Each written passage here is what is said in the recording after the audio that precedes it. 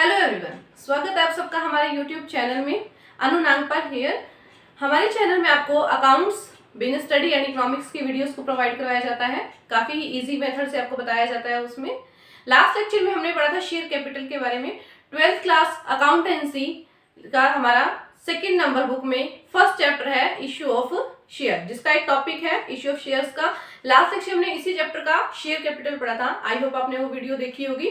अगर नहीं देखी तो प्लीज एक बार रिमाइंड कीजिएगा उस वीडियो को। तो चलिए करते हैं हमारा टॉपिक स्टार्ट आज का, इश्यू ऑफ शेयर्स। शेयर्स को इश्यू कैसे किया जाता है? इश्यू ऑफ शेयर्स क्या होते हैं? अंशों का निर्गमन करना, अंशों को बढ़ाना। जैसे एक कंपनी होती है, वो अपने शेयर्स निकालती है, तो शेयर्स पब्लिक को भी तो देगी ना। पब्लिक को कैसे देगी? तो उसको देने के पब्लिक को देने के 3 मेथड्स होते हैं। First is the private placement of share, second is the public subscription of share, third is the issue of share for consideration other than cash. First is the privately placement. मतलब क्या? अपने shares को privately किसी को दे दो, मतलब आपको prospectus भी इश्यू नहीं करना पड़ेगा, उसका खर्चा बच गया आपका। और इसको आप शेयर्स को किसको दे सकते हो? किसी भी अपने फ्रेंड को दे सकते हो, अपने प्रमोटर्स को दे सकते हो, अपने रिलेशन में, अपने फैमिली मेंबर्स में किसी को दे सकते हो, एनआरआई होते हैं उनको दे सकते हो, या फिर कोई भी कंपनी है जैसे आपकी ही शेयर्स है, आप अपनी कंपनी के किसी और शेयर होल्डर को भी वो शेयर्स प्रोवाइड करवा सकते हैं। इसके लिए आपको कोई प्रोस्पेक्टस इश्यू नहीं करना होगा। देखो, ये जो कंपनी होती है वो होती पब्लिक कंपनी ही है। जो मैंने आपको फर्स्ट पॉइंट बताया प्राइवेट प्लेसमेंट वाला, होती तो वो प्राइवेट पब्लिक कंपनी ही है, लेकिन वो अपने शेयर्स को इश्यू करने के लिए प्रोस्पेक्टस को इश्यू नहीं करती, बल्कि वो अपने शेयर्स को पर्सनली खुद ही जाकर उनको दे देती है। जो उनके फ्रेंड्स वगैरह होते हैं, सर्कल होता है, उनको वो अपने शेयर्स को प्रोवाइड करवा देती है, ताकि उसे प्रोस्पेक्टस इश्यू ना करने पड़े। इसके लिए एक लॉक इन पीरियड भी होता है। लॉक इन पीरियड मींस क्या? अगर आपने ये शेयर्स इश्यू किए प्राइवेट वाले, ये प्राइवेट शेयर्स की हम बात कर रहे हैं।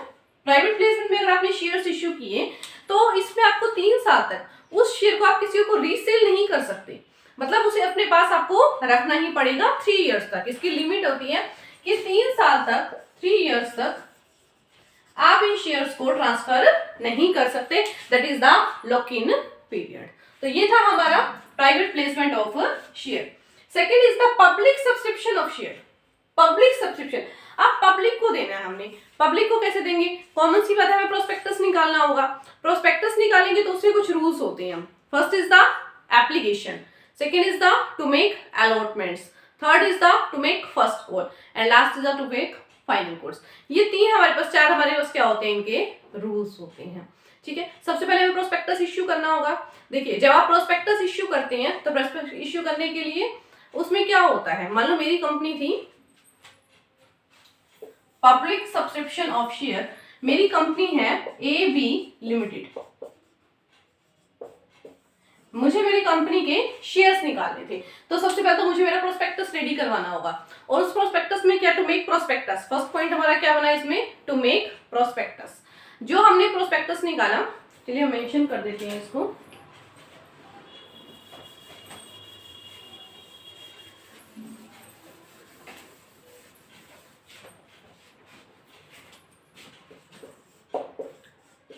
To makes prospectus. अगर आप सबसे पहले अपनी कंपनी के लिए प्रोस्पेक्टस इश्यू करेंगे, इस प्रोस्पेक्टस के अंदर आपका क्या लिखा होना चाहिए?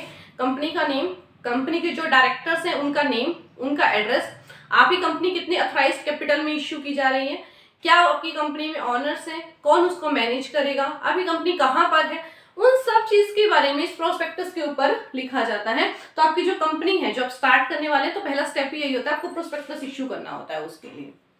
देन सेकेंड होता है एप्लीकेशंस।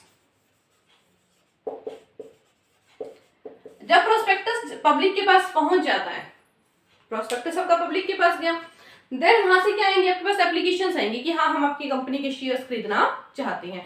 लेकिन एक बात ध्यान रखना, आपने एप्लीकेशंस के जितने भी पैसे रखे हैं वो आपके 25% से लेस देन नहीं होने चाहिए।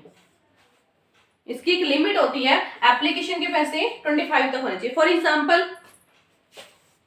आपका जो शेयर है ना वो 10 रुपीज का था, तो आप एप्लीकेशन के टाइम पे 10 का 20% 2.5 रुपीज से, इससे कम नहीं मांग सकते।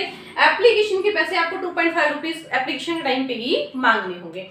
और इसके अलावा प्रोस्पेक्टस में एक चीज और मेंशन होती है कि आप वो जो पब्लिक आपसे एप्लीकेशंस ले रही है तो वो पैसे कहाँ देगी, तो एक बैंक का नाम, एक स्पेसिफिक बैंक का नेम उस प्रोस्पेक्टस के अंदर मेंशन होना चाहिए, ताकि वो अपना अमाउंट, जो भी उनके पैसे होंगे, जितने भी होंगे, वो अपना अमाउंट एक इकट्ठा करके बैंक में डाल सके, जो उस बैंक का नाम इसमें प्रोस्पेक्टस में मेंशन होना चाहिए। Third is the allotment. Allotment क्या होती है, जब कंपनी के पास एप्लीकेशंस आ जाती है, अब कंपनी के पास एप्लीकेशंस तो आ गई, अब जरूरी थोड़ी है वो सबको ही इश्यू कर देगी, हो सकता है उसके पास ज्यादा एप्लीकेशंस आ जाए, हो सकता है कम भी आ जाए, हो सकता है इक्वल आ जाए, तीनों कंडीशंस में से कुछ भी हो सकता है। तो at par, at premium, at discount, ये 3 रूल्स होते हैं जो आपको नेक्स्ट क्लास में बताया जाएगा।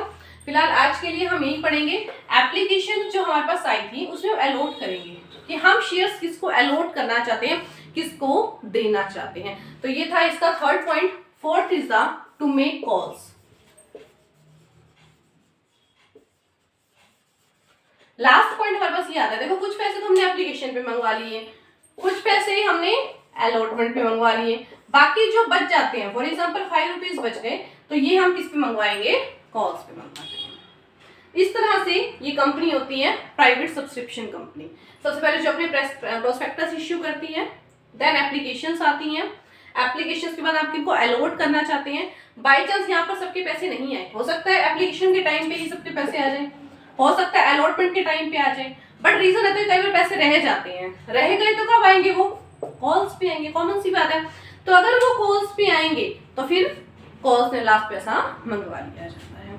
कॉल्स कितनी होती है, 3 होती हैं, first call, second call and final call, 3 calls होती हैं इसमें।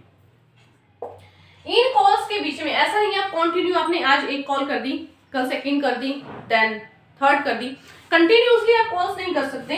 आपको इसमें एक लिमिट होती है 1 मंथ की, 1 महीना आपको दिया जाता है कि 1 महीने के बाद ही कॉल होगी, इससे पहले आप कॉल नहीं कर सकते। अगर आपने एक बार कॉल कर दिया तो 1 महीने के बाद सेकंड कॉल, फिर 1 महीने के बाद थर्ड कॉल, तो इसके बीच में एक गैप होता है। फिर भी अगर कोई पैसा नहीं दे रहा, अगर वो कहता है मैं बाद में दूंगा, तो उसको 14 डेज का टाइम दिया जाता है।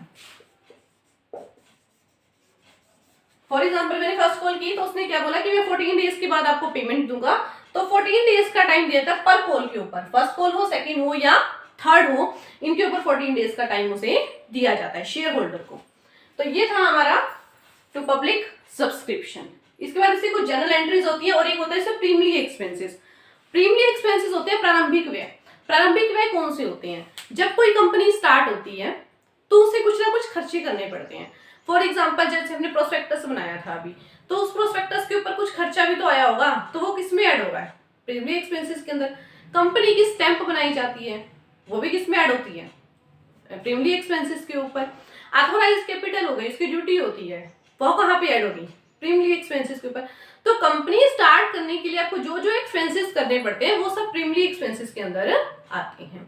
एंड लास्ट पॉइंट था आपका इसमें issue of share of consideration other than cash. कई बार हमें शेयर इश्यू करने होते हैं लेकिन हमारे पास कैश पेमेंट नहीं आती। अगर आपके पास कैश पेमेंट नहीं आ रही तो इसका मतलब क्या हो रहा है, incorporation cost of the promoters.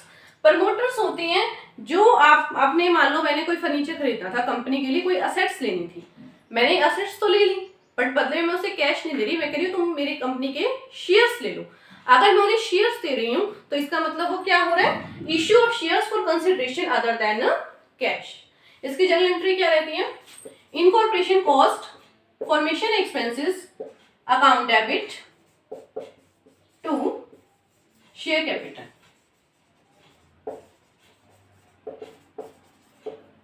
Okay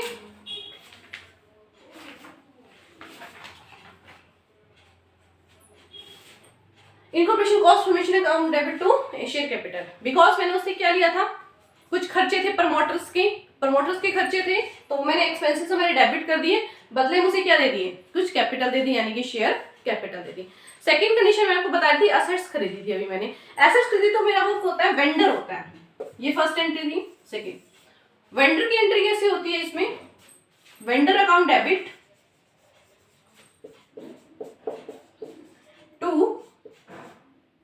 एक मिनट।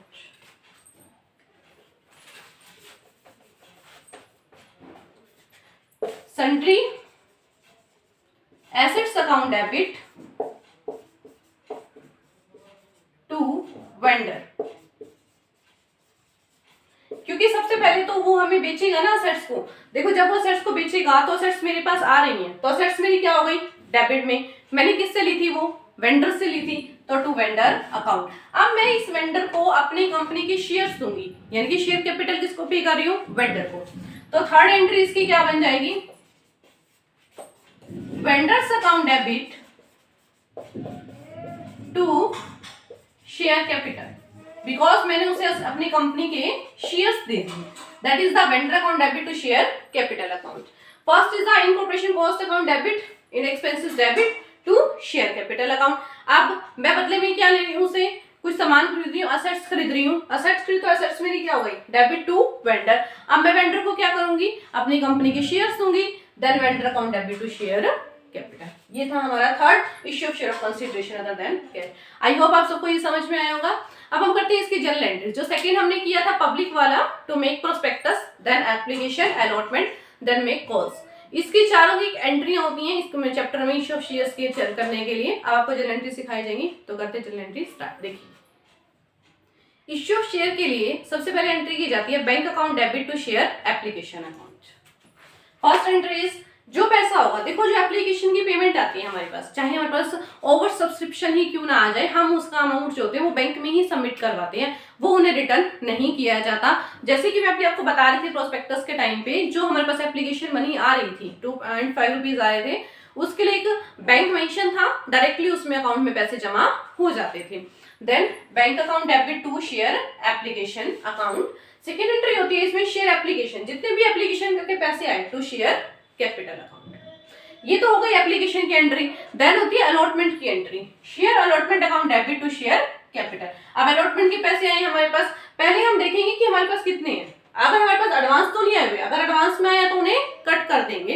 कट करके कहाँ जाएगा पैसा हमारा, बैंक में। Then bank account debit to share allotment account. ये हमारी बस मेनली यही एंट्रीज होती हैं। इसके बाद first call and final call होती है। फर्स्ट एंड फाइनल कॉल के लिए क्या करते हैं, ये जो आपने शेयर अलॉटमेंट लिखा है, जहां पे शेयर अलॉटमेंट लिखा है, यहां पर क्या कर देंगे आप,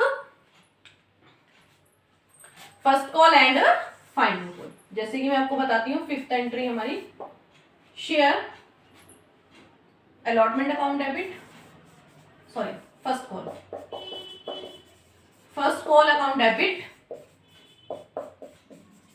to share capital account. 6 entries. अभी अमाउंट कहाँ जाएगा हमारा, बैंक में। Then bank account debit to share first call account. 7th entries. दो ही एंट्री होती है इसमें, एक फर्स्ट कॉल की, एक सेकंड कॉल की। सेकंड कॉल ही हमारी क्या होती है, फाइनल कॉल होती है। 3 कॉल्स इसमें ऐड नहीं होती है। सेकंड कॉल को ही हम क्या बोलते हैं, final call. Then second call account debit to share capital account. 8th entry is bank account debit to second call account। तो ये 8 एंट्रीज होती है हमारी इश्यू ऑफ शेयर्स की। First is the bank account debit to share application, application to share capital, share allotment to share capital account, फिर पैसा bank में जाएगा, बैंक टू शेयर अलॉटमेंट। बस इसमें चेंज क्या करना होता है, अलॉटमेंट की जगह फर्स्ट कॉल आ जाएगी, इसके बाद एक बार सेकंड कॉल आ जाएगी। इस तरह से आपकी 8 एंट्रीज प्रिपेयर हो जाएंगी। That is the issue of share. इसके बाद ये भी होता है कि उसे एट पार पे किया था, डिस्काउंट पे, वो हम हमारे नेक्स्ट क्लास में करेंगे। आज हम इतना ही करेंगे। तो आज हमने पढ़ा हमारे इश्यू ऑफ शेयर्स के बारे में, कि उसे प्राइवेट कैसे इश्यू किया जाता है, पब्लिक में कैसे निकाला जाता है, प्रोस्पेक्टस कैसे होते हैं, और अगर हम उसकी कैश पेमेंट नहीं कर रहे हैं तो कैसे उसका कंसिडरेशन किया जाता है, प्रीमियम एक्सपेंसेस क्या होते हैं। आई होप आप सबको वो समझ में आए होंगे। तो मिलते हैं हमारे नेक्स्ट क्लास में। और मेरे वीडियो को लास्ट तक देखने के लिए very very thankful all of you. और मेरे चैनल को लाइक एंड सब्सक्राइब करना मत भूलिएगा। तब तक के लिए thank you very much all of you.